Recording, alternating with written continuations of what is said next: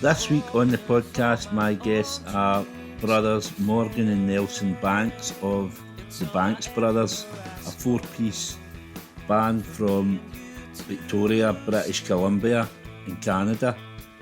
The band are due to release their EP on Friday the 1st of March, and then they're embarking on a UK tour supporting Red Drum Club. First date of the tour is the 7th of March in Glasgow, and they'll be up and down the country on that tour. So be sure to check them out if you can, because they're a really good band. The Banks Brothers sound fuses together Nelson's soulful voice with the influence of bands such as Talking Heads and Paul Simon, right up to the Pixies and the Strokes, which fused together creates a unique style that I have never heard before. It all seems to be the perfect blend. I hope you're all enjoying the podcast. Keep liking, sharing, telling your pals. Leave reviews where you can, do whatever you can for the podcast.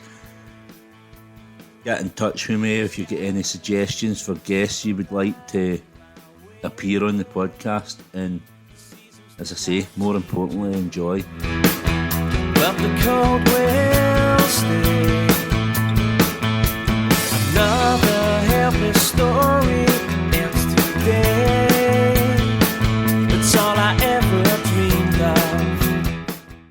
On the podcast this week, I have brothers Nelson and Morgan Banks of the Banks Brothers, a four-piece band from Victoria, British Columbia in Canada. The other two members of the band are Carson Cleaver and Gray Oxley. We're going to talk all about the band's career, including what's coming up, which includes a UK tour starting the 7th of March, supporting Red Drum Club. But what I like to do at the start, what was life like for the two of you growing up as youngsters in Canada? It's interesting. Like, we grew up like in Canada. We also grew up in Tokyo as well, like in Japan. Oh, nice. Which is, so I think that's kind of like an influence for us. Is like our dad was a classical guitarist in Tokyo, and so we split time between Canada and Tokyo growing up. So that was kind of cool, because where we are, there's not a whole lot going on, and it's a pretty small town where we are, yeah. And then going to Tokyo, you're in the biggest city in the world. So you go from small town to big city, and we kind of saw both a lot growing up, which is cool. And there's a lot of different things going on. So were you traveling between, or were you in Tokyo for so many years, and then what was it? More so like that. Like when I was little, like we were there for, I think, 2 years or something like that, and then came back, and then we'd kind of go back over for quick visits and whatever. But like Morgan and my oldest brother Connor, they lived over there for a few years before that even. So, there's been a lot of, back and forth. Yeah. Like it was, but it was like that. Yeah. It was more like couple years stints, and then we'd come back, and then we'd go over for, then we'd go over for a month, or two, and then come back. And it was just, so it would kind of change, the durations would change, but we were over there quite a bit. Yeah. No, that's really nice then, to have that kind of international travel so early on as well. If you get any kind of ninja or samurai tendencies? I always wanted that. Yeah, he actually, Nelson always was. I have cat-like reflexes. I don't know if that has anything to do with it. But... No, he always wanted to. He always had these like yoga pants he'd wear as a kid, and he would call them his ninja pants. And he used to run around playing ninja like that. But and I think that probably came out of living in Japan too. Probably. So, as you said about your dad was your dad was into the guitar. So was he an influence on you picking up the guitars yourself? Yeah, definitely. At least for me, like it was I don't know. It was just like one of those cool things that we could always like bond over, you know. And he was just, and he was a teacher like for of classical music for like years, like Hmm. before kids. So he was just like kind of really excited to teach his kids music and all that. So it was he was the best teacher to have, you know. But yeah, a lot of like especially I don't use a pick or anything. I do finger picking, so lots of like the right hand technique all came from like classical stuff like that. Yeah, no, definitely a big influence on Yeah. the Well, on and the thing about our dad too is that um he's a hoarder in a polite sense of the word. But he's a hoarder of musical instruments. So we had guitars around the house like all the time. So, my brother did learned more from my dad because he could sit through a guitar lesson with my dad easier than I could. But the flip side of that coin was he always had guitars around the house, and so like even if I didn't want to take a lesson from my dad, I could still find a guitar in any given room of the house and teach myself a chord or two. And we always had guitars around to do that. So So yeah. did you know then early on that kind of this was the road you wanted to go down? You wanted to be musicians, or was there anything else before that? Was there jobs or I university? wanted I wanted to be a carpenter at one point. That was like the be all end all for me. I wanted to be a carpenter, and then we we started playing more, and it kind of like started playing cooler shows. And I think the first show we played that had like stage lights and an actual audience, I was like, maybe I could leave the whole carpentry biz, maybe I could ditch that for the rock star life, But it was actually funny because my dad, when I went to my dad and I was like, you know what, I think I want to go to like this other school to, they got a good carpentry program. I want to do some woodworking. My dad was like, you don't want to be a rock star? And I'm like, yeah, supposed to have like the opposite approach to that Yeah. answer. Whatever, Yeah, we grew up in the one household probably where your parents are more supportive of you being a musician than they are of you trying to be a doctor or something, like yeah. But yeah, no, I mean for me, I when I was 5 years old, I wanted to be Elvis Presley. That was like I thought he was the coolest man on the planet, and so I did everything in my power to look like Elvis Presley and be Elvis Presley. So I think that probably plays a factor in all this too. But So before the current inclination of the band, was there any other musical projects? Was there any other bands prior to this?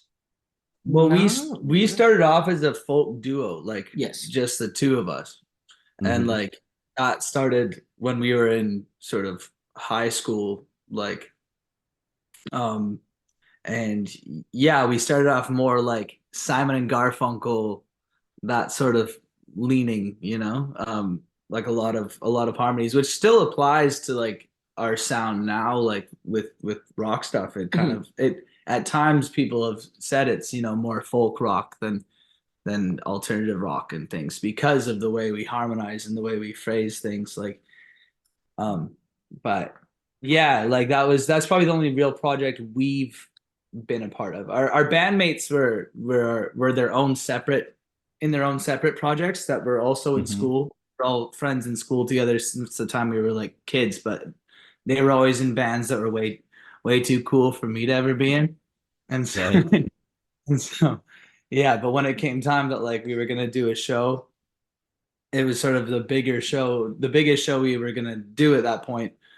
I was like, I want we should get a band together for this, and so I called these guys up and I baited them in with hey, it's gonna be kind of a bigger show. Do you guys want to be a part of this? And then it just kept going after that. Right. Well, I mean, I've got here like, on your socials and all that. It says he's met in a pool hall, or there was some sort of meeting in a pool hall, and that's Yeah, the band formed.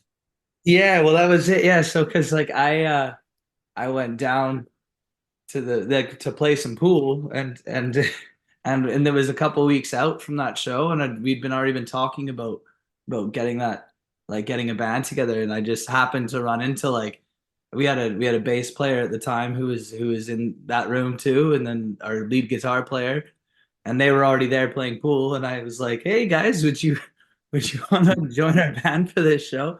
I kind of I went into that pool hall like thinking like I would I'd probably run into them there, and and so it just happened to work out that they were there, and so I was like, yeah, if you guys wanna join, we'd love to have you. And yeah. Obviously, you mentioned the some of the guys were in other bands. So what was the music scene like around about where you were? Was it a thriving scene? For him, a little more like because because Carson, he had like a band, the Phyllis Killers. They were wicked, and then Gray was Slow Zodiacs, and they were like the lunchtime bands. You know what I mean? Like they'd go on, and they'd like rock out, and everybody's like, "That is so sick, that's so cool," and whatever. And then by the time I got there, it was more like kind of, and nothing wrong with it, but it was a little more like kind of like Ed Sheeran folk guitar kind of thing, which is, Mm-hmm. but there was not as much of that cool rock culture kind of thing from me. So you Yeah. kind of got more of the benefit. Yeah, and there was less people doing it by the time Yeah. you came around, I guess. But Yeah. like, yeah, there was like there wasn't so much a scene outside of our school that we went to.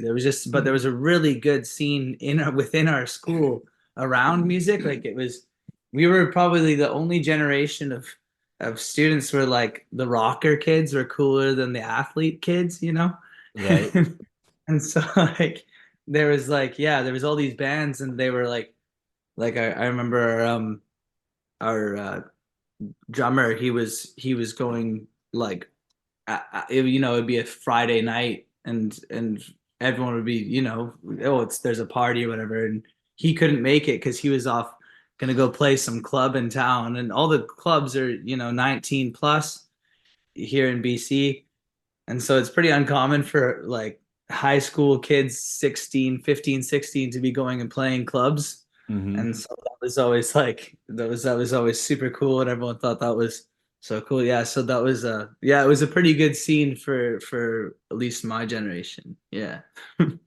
Obviously, looking on the map, as I say, I was checking out the map earlier to see whereabouts she's actually are in the world. So where British Columbia is, it's quite close to America, and that's it. I don't know the distances actually if I was there, but obviously looking on the map, like Seattle's just underneath you. So was that like a big that scene, was that a big influence like over in Canada, like Nirvana and all them? Yeah, I would say especially like for the generation that we were in, I think there was a lot of bands that came out of Seattle, and like all that music, the Pearl Jam, Nirvana, Soundgarden, a lot of the bands, they were very much on our radar, and it was, yeah, it's so close geographically. Like we're actually just as close to Seattle, I think, if we take a boat, because we're on an island, right? So if we can go to Seattle, and it's just as close to go to Seattle as it is to go to Vancouver. Right. So it's really quite close. There's a few more hurdles you have to get through to get to Seattle for us. So we don't go as often as we do to Vancouver, but it's right there. Yeah. Right. Obviously, Kurt Cobain, one of Kurt Cobain's favourite bands, I think he said, was Teenage Fan Club, which are from like they're maybe about 2 or 3 miles up the road from where I'm at. So yeah, for a guy the other end of the world taking a name check a band for on my doorstep, I find that mind blowing. It just kind of shows how small the world actually is, really. Yeah, no, definitely. What I seen as well, you said a residency in, is it the canoe club? Yeah. So what were you doing then? Was that weekly gigs you were playing in there? Yeah. Yeah.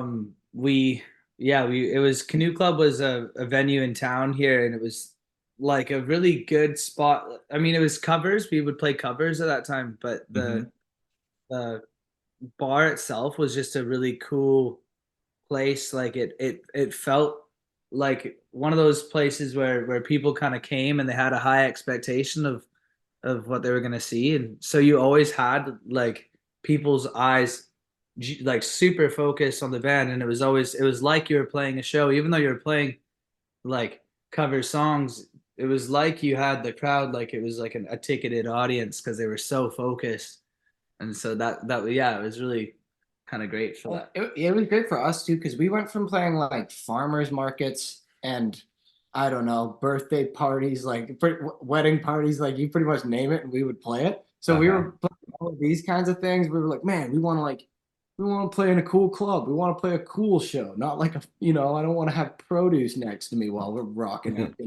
And then we ended up getting the canoe thing, and it was just like immediately like, oh, okay, this is like so cool. We were like all stressed out, but it was like the best thing that could have happened for us because it's like, okay, cool. Now here's what it's like to like play in front of people, and you have to move around and keep them occupied. I didn't really move around. I was always quite shy. Yeah, but you go from playing, these farmers markets and street markets and things, and suddenly you're playing for like 400 people a night on a Saturday night in downtown, and that's the best part. Like it wasn't like we were bringing the foreign.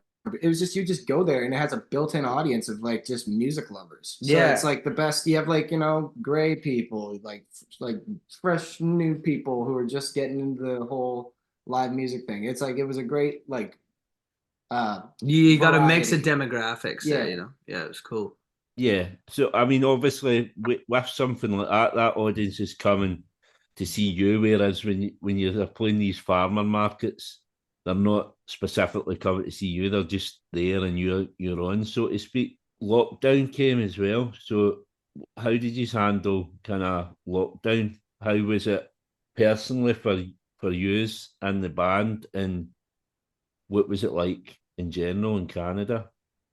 It was pretty tough. I mean, because we had just gotten into that canoe residency. We were about 10 months into that residency, and we'd started to really build that night up that we were playing. Like it went from like it would always felt good in there, but it got to a point where we were finally starting to have like a line out the block and going around the corner, and as we were getting to that point where it was like we'd felt like we'd built this thing up, it was taken away from us like so quickly, like and abruptly, and nobody knew how long it was going to be.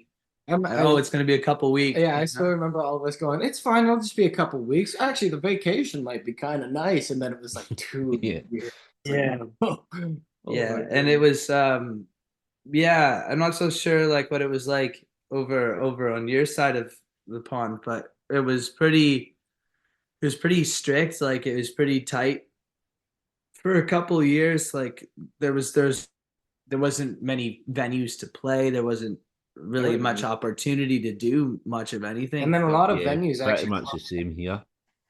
Yeah, a lot of the venues closed down. Canoe actually closed down. Yeah, and then it got reopened as another place, and they don't do live music anymore. So it was just like it was a shame because that was a really cool venue. Victoria lost like half of their venues during COVID because a lot of them were these cool places, but like Canoe was a prime.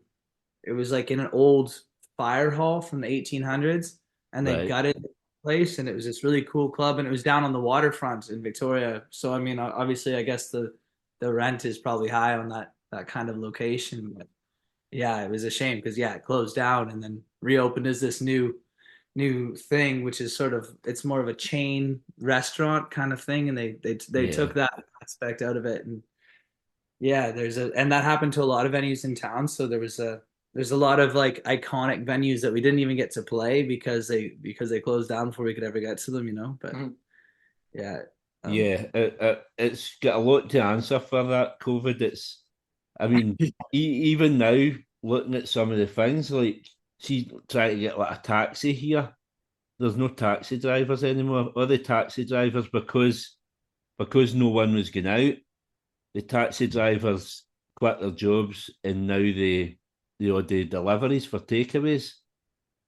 And obviously 2 years down the line we're out of lockdown and all that, but they've continued to do the takeaways rather than taxing. It's obviously more lucrative for them to do that.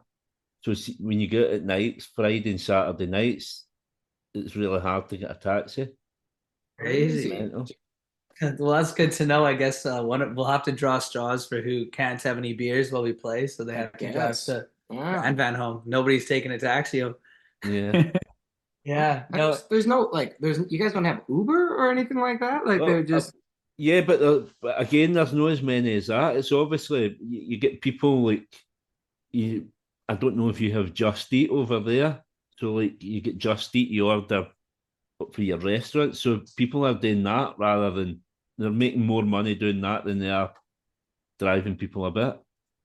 Yeah, yeah. I guess it's probably more consistent work, but yeah, no, it like we didn't have that specific problem here, but there's a lot of weird sort of fallout from it still. Like we feel the effects. Like there's just we lost so many venues, especially on the music front. Like because we lost so many venues, like there's not I don't know a whole lot of people that were in the scene before. They've also kind of taken a step away from doing music altogether. Like we even have like a cousin. He's quite a bit older than us, but he basically took that as his opportunity to sort of retire from that, and he kind of got real, quote unquote. Yeah, that was probably the biggest upset. Is like seeing a bunch of bands who like from the time we were doing talent shows, they were doing talent shows too, and it's kind of like we're like, hey, how you doing? Always in the next to each other, but then they just kind of they dropped out with COVID because there was just nothing.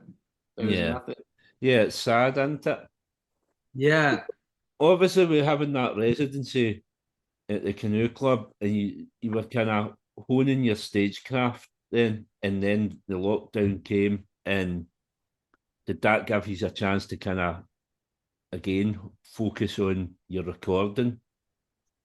Yeah, because that was the one thing about playing covers was that I think while it was really good for getting us good at playing, it was distracting from our initial plan of making and recording music. Like we'd spent a lot of time in the first couple of years, like it was I mean that was only a couple of years in when we were doing that, but we'd spent the first year or so of being a band, being really excited about being a band and writing all of these songs. And I mean, we were always kind of working on songs even when we were still playing those shows because we practiced like crazy every week. But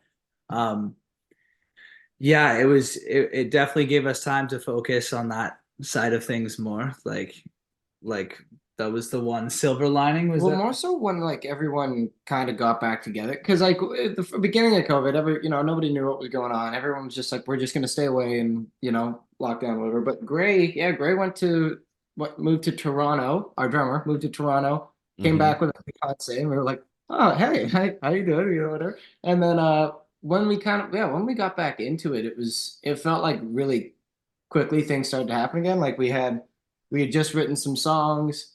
And then we met our manager, showed him the songs. He liked them, went to the studio, started recording. And it was just kind of like, whoa, there we go. Like out of COVID, it felt like things just really picked up again. But wait, where was I going with that? Sorry, I'm kind of sleepy over here. That's understandable. Yeah, no, but I mean, yeah, it was good for that. Like it was nice that we kind of had a chance to take a step back, look at our songs we'd written before and rework them and come up with new ideas for them because like we'd actually gone and recorded demos of what is now this EP. We'd gone and recorded demos of it a couple of times already and they were sort of previous attempts at making the EP in the past, and there were things that worked and things that didn't work, and so we kind of had time to figure that out before we got playing so much. And then once we stopped playing so much, it was nice to like take a step back and refine it more from that. And how does the writing process work? Who takes lead on that? Usually me. I'm like big about just writing like I'll just do like a quick kind of almost like a folk version of it, and then I come to the band and then we'll just throw it all together. Yeah, like he'll come forward with like, and sometimes it's 60, really 60, 70 5% of an idea, and then Or you I'll know, just be like, hey, oh guys, I've written a song and I have like a couple chords, and they're like, okay, great, let's completely change that into something good, and then we'll start from there. Like, okay, cool. yeah, like I think when it was the EP, with the EP, it was a lot more Those were focused kinda, on his sort of those were a fair amount of writing at the time. COVID songs too, though. You know, like a lot of the like the folkier ones from then or from before we were like really working at original music and stuff like that. There was a lot of just songs that I'd written over a long time. But I mean, like going forward now, I'd say it's way less so like that. It's more kind of everyone is putting in their 2 cents and that kind of thing, which is nice. Takes the pressure off me. So Yeah, no, it's been a different process coming out of making the EP versus going into making the EP. Like definitely. we spent so much time with each other making the EP because that was still during lockdown times when Uh-huh. we did that, and we were kind of all stuck together in the basement of our producer's place, and we like kind of learned to work with each other really well at that time because we had way too much time, and we yeah, we coming out of that, we went on like a crazy writing streak. So like there's more songs that have been made since then that are a lot more of a collective involvement than Mhm. just like coming forward with an idea and working it. Because for before that, yeah, it was he would come forward with like most of an idea, or there was a couple where I came forward with most of an idea, and it would be sort of working separately as opposed to together, which is like it works too, but it's fun that we're kind of doing it all collaboratively now. And you worked with Steve Bays, who produced Hot Hot Heat, and he worked with the Killers as well. Is that right? You So, did. I mean, that's quite a big person to bag as your producer. How was it working with him? It was great. He's a good friend at this point. I mean, we went through a lot together in a very short span of time. We certainly did. And like I said, yeah, we were trapped in his basement. It was because we all caught COVID like Right. right as we arrived. We got a week into recording, and I don't know where along the line we all got it, but maybe he had it when we got there, or one of us had it and brought it over to him. We don't know. We don't point fingers, but we ended up yeah stuck together, and like luckily no one was too sick or Yeah, anything, but but we so we ended up like managing to work through it quite a bit. But yeah, we were all stuck together with Steve and his girlfriend at the time, and it was quite a bonding experience. So yeah, we ended up just like for that week we took spent less time on recording and more time on like the second we were feeling good enough, we were drinking white wine and just having a good time in the studio, getting a little crazy in there. trying to But put everyone in a good mood, yeah, you know? Yeah. yeah. Yeah, Steve Bays is a cool guy though, man. He actually had some stories. He was telling us about when he was playing in Glasgow. He played with Franz Ferdinand, opened for them, Glasgow, and he was telling us that Franz Ferdinand had a song called "Take Me Out," and they hadn't put it out yet.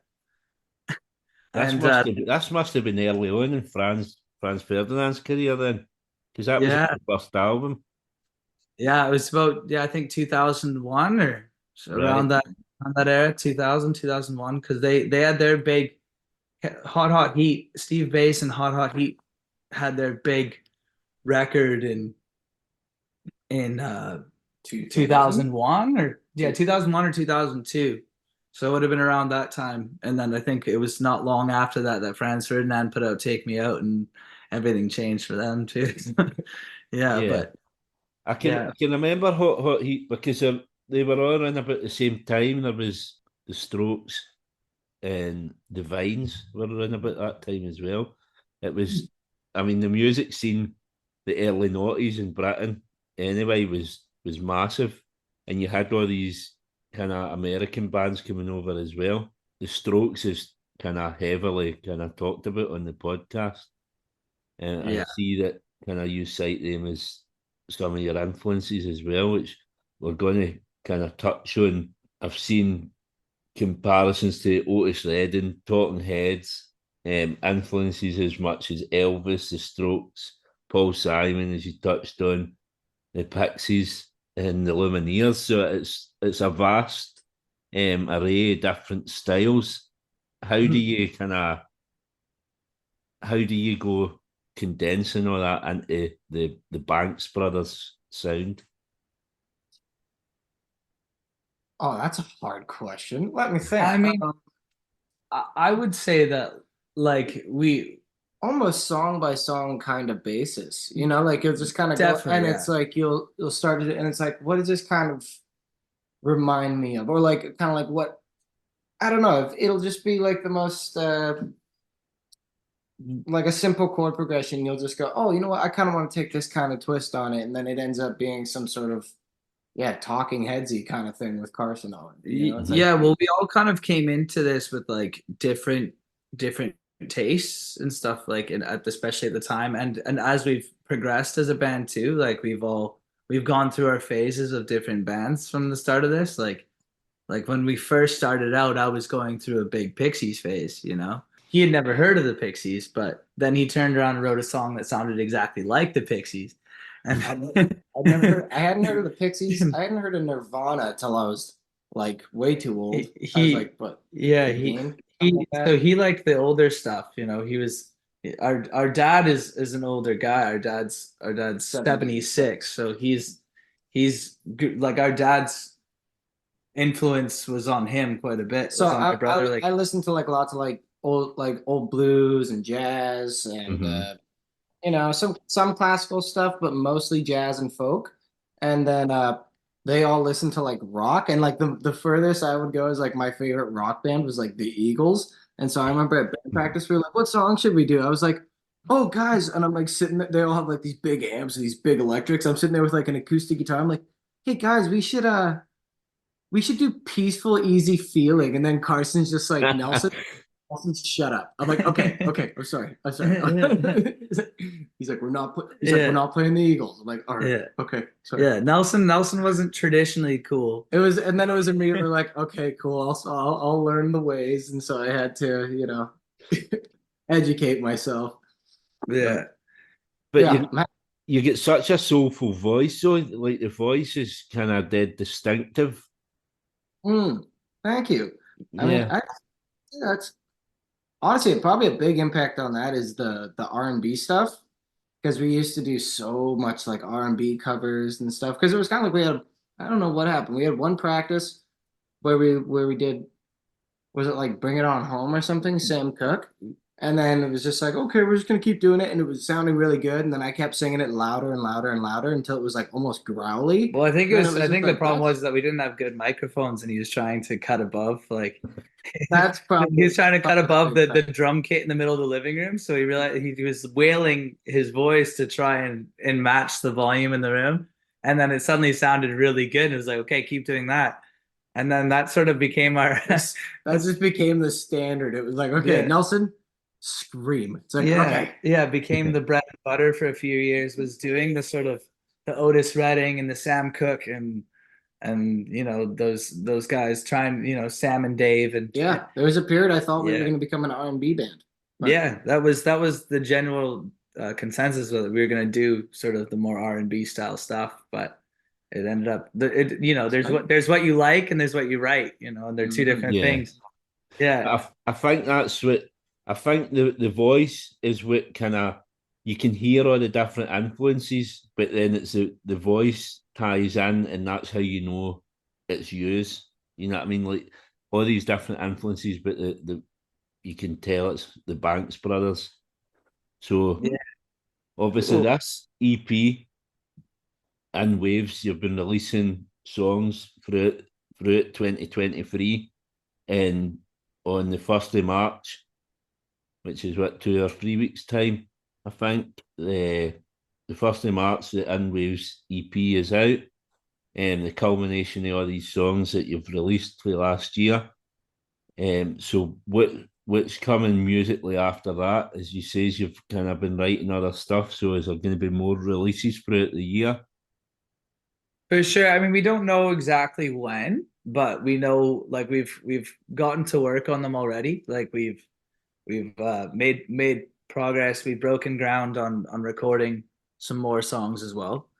So yeah, and I mean I think we've definitely applied similar logic that we did with the EP, but also we learned a lot of things in the process of making the EP. So we're pretty excited for the new releases as well. Like we if you come to the show in Glasgow, we'll play a few for you. There, it's gonna be a yeah, it'll be fun to kind of show them. We like playing the EP songs as well, but you know it's always fun to play move your on new to new stuff. things Yeah. and make new things, you know. And so you Mhm. yeah Because every new song you write is like the best thing you've ever written. So it's like, okay, yeah we have to play it, you know? yeah we have a problem with that. We always whenever we write something new, we get so excited about it that we walk into the you know the next show and we'll be like, hey, we wrote this song on Tuesday, and we play that song.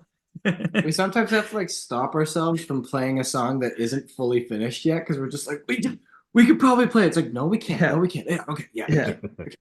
yeah, right. Yeah. So this EP comes out the 1st of March, and perfect timing for going out and tour with Red Drum Club, starting, as you said, 7th of March in Glasgow. I think that's a Thursday night in it, so I will try and get to that gig. But you get Glasgow, Newcastle, Stoke, Leeds, London, Bristol, Plymouth, and Southampton. So you're going right down the country. Tickets still available for that. I'll post all the ticket links and all that in the show notes. But what else have you got coming up? Have you got any other touring wise back home? Yeah, well, like we're working on getting a sort of like a Canadian leg of the tour maybe sorted out. Like we did a Canadian tour, a full Canadian tour this time last year. We went all the way across from Victoria to or sorry, from Vancouver, started in Vancouver and ended in Halifax, which is Coast close to coast. that's New York, you know, that's close to New Right. York. So that's when you look at how big Canada is, that's quite a long distance. That's you know several thousand kilometers of driving. And yeah, we drove it all in a minivan. And so I mean if we do end up adding more dates, I hope we don't go as far as Halifax without maybe flying, you know. Something comfortable, right? Or at least yeah, maybe a bigger vehicle this time. Bigger van, yeah. But yeah, we're working on that. We've got some things. There's a few festivals and stuff coming through now, but it's all kind of in the works still. So yeah, nothing to report yet. But And obviously, with this being your first kind of time in Britain, obviously if that goes down well, we'd expect to see you back again here, maybe in the following years as well. Maybe like if you're back for like summertime for the festival season, that's when you can really kind of reach a different audience as well. yeah, I mean that's the hope. You know, we hope to make an impression the first time around that they want to bring us back over to do that kind of thing too. You know, I know there's a lot of the Red Rum Club are doing pretty well over there. I know they've got a good team of people sort of behind them and as well acquainted as we can get with you know people they know over there and their fan base and stuff. And you know maybe they come back over here and get acquainted with ours too. You know, and that's what I'm hoping for is to kind of have sort of a good like relationship sort of develop on that front so we can be playing each other's festivals and that sort of thing, you know, going forward, which would be really cool. Yeah, that all sounds good. Um, Obviously the podcast is called Time for Heroes. I asked my guests to pick 4 heroes to come for dinner, why they're your heroes, and what you would cook them. I do say 4 heroes, but I'm not so strict on that. Some people have picked up to 15 heroes, so whatever you want to do on that kind of subject. They can be dead or alive, musicians, sportsmen, whatever you like. But I fire away with that. Okay. All right. Do you have anyone off the top of your head, Nelson? I got two, maybe three. Two of them definitely would be Paul Simon Uh-huh. and Lou Reed. That'd be another one. I could actually sign on for both of those, so we can that could apply to both of us. Actually, I would. Right. And then the lead singer of the Idols. The leads. I would have Joe Talbot. Yeah, the Joe Idols. Talbot. I'd have dinner with that guy. But yeah, there's an alive person I'd want to Yeah, that's a cool meet one. and say hello Yeah. to. Yeah, I mean, Paul Simon would be really interesting to have dinner with because he's got a cat.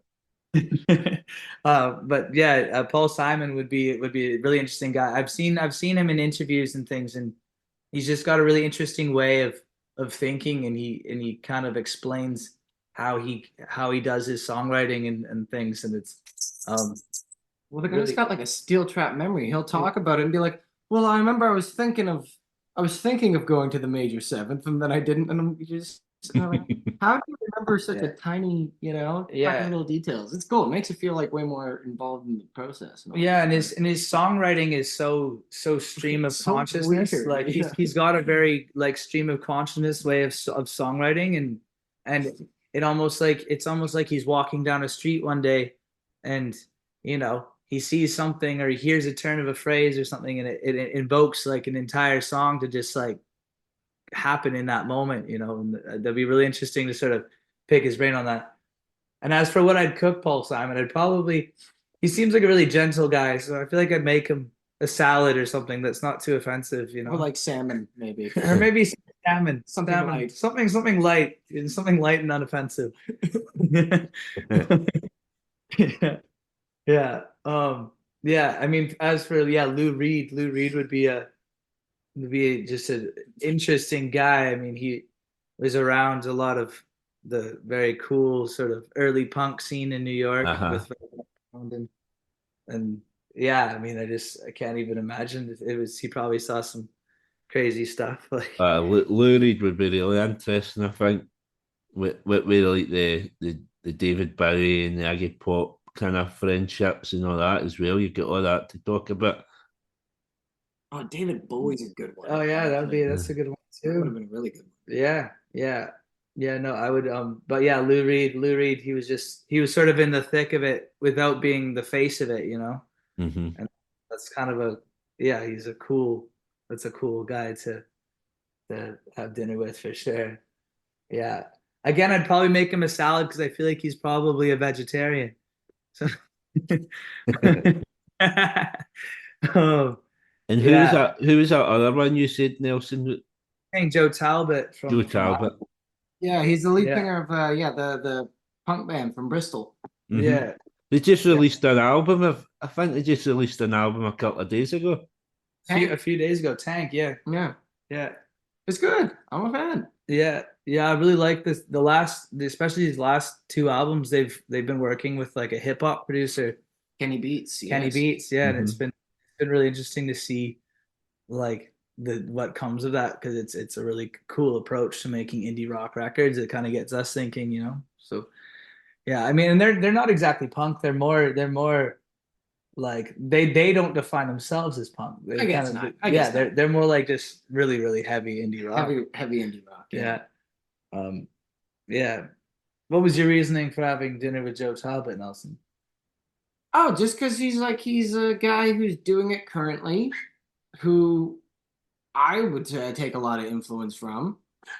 And it'd just be cool to kind of get his opinions on things, ask him about whatever my brain can think of asking him about, as far as the business and how you do your thing and whatever. Mm-hmm. And just, I don't know, tips and tricks of the trade and all that. I'd probably just kind of try and pick his brain on that kind of thing, mostly.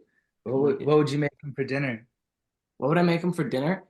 Oh my God. I'd make him like a quinoa salad. I feel like that's what he eats. Just because he's like, they're very like peace and love and all granola in a very good way. So I would think probably salads all round. salads all around. At the end of the day, we're dealing with musicians here. We're dealing with a bunch of artists. Yeah, if they're not vegetarians, then they're trying to stay in shape to go on tour. Exactly, exactly. They're about to go on tour for 2 weeks and eat nothing but fast food. So yeah. I think another one I would, if I had to pick another one. I mean, do you go John Lennon or Paul McCartney? Paul McCartney for me personally. I'd go John Lennon. I think. I'm a John Lennon man as well, but this is the second season of the podcast, so I did 50 episodes and I called that the first season, and I did like a league table. So John Lennon won it. I think Paul McCartney was like third or fourth or something, but this season, John Lennon's hardly ever been picked. So really? I'm maybe about halfway through, about 24 episodes, and he's maybe only been picked 2 or 3 times. And a lot more people have been gone for McCartney. I think it's maybe due to the documentary, see the Get Back documentary, and everybody's kind of seen Paul McCartney in a different light after that. I mean, I kind of thought Paul McCartney wrote all the kind of twee love songs of the Beatles, but seeing that documentary and what he did for the band, and he dragged that recording through when nobody else seemed interested. So it's funny how a documentary like that seems to influence people's choices. Yeah, for sure. I mean, and Paul McCartney, he was such a force. Like, I mean, he is still such a force. Like, I was about to say, John Lennon was a force. Paul McCartney is a force. But Paul McCartney, he had these sort of like he did write the sort of, as I think John Lennon called them, like granny songs, Mm-hmm. But he wrote like these granny songs, but then he also wrote these like amazing power ballads and these really clever, or like came up with these really clever progressions, in his way. And then even like with the Wings and stuff too, he did it again. Yeah, he just kept doing it, Yeah. But yeah, I don't know. John Lennon just he's got he's a cheeky guy. He's got a good attitude. I mean, a bad attitude, some would call it, but it's like he's cheeky. He's got a good sense of humor. It's like an endearing guy. But he had a very interesting way of thinking. Like Paul McCartney kind of laid it out for you, but John Lennon, it seemed like he didn't quite know exactly where he was at on things. Yeah, it was quite dangerous, wasn't it? It was like a proper kind of rock star. Yeah, it had all the volatility of a rock star, Mm-hmm. Yeah, and so that's what gets me more keen on having dinner with John Lennon, just to see how it would go. Well, I'll let you have both. You can have both. It'd be nice to sit down with the two of them in the room as well, wouldn't it? That's true. Yeah, I think the best dinner would be to have both of them there and see the dynamic at work. That would be the real ideal, I think. Yeah, the ultimate treat. Yeah, we had obviously, as I say, I've done 7 episodes. Somebody a few episodes ago picked Ringo Starr, and that was the first time he'd ever been picked. Okay. And I was quite surprised. I wasn't sure if he would ever be picked, but I think the reason for him getting picked was not so much the drumming for the Beatles, but because he voiced on Thomas the Tank Engine. Oh, right. Voice for that, so that was an interesting choice. But that's us at the end. Thanks very much for coming on and speaking to us. Thank you for getting up at kind of such an early time in the morning to come on the podcast. It's been a pleasure. No, thank you at all. All the best with the EP release on the 1st of March, and even more so for this UK tour. I hope you enjoy it, and I hope to see you in Glasgow. But thank you very much for coming on. Thank you very much. Yeah, we'll see you when we're over there, my man. Brilliant. Thank you. Thank you. Take care, man. Take care. I hope you all enjoyed this episode of Time for Heroes podcast. If you would like to get in touch, the best way is on the Facebook page Time for Heroes Podcast, or on Instagram at Time for Heroes Podcast, or Twitter at Time for Heroes P1, or drop me an email at timeforheroespod@gmail.com. You'll find Time for Heroes on all podcast platforms, including Spotify, Apple, Google and Amazon. Please leave a review where you can, share with others, and more importantly, enjoy.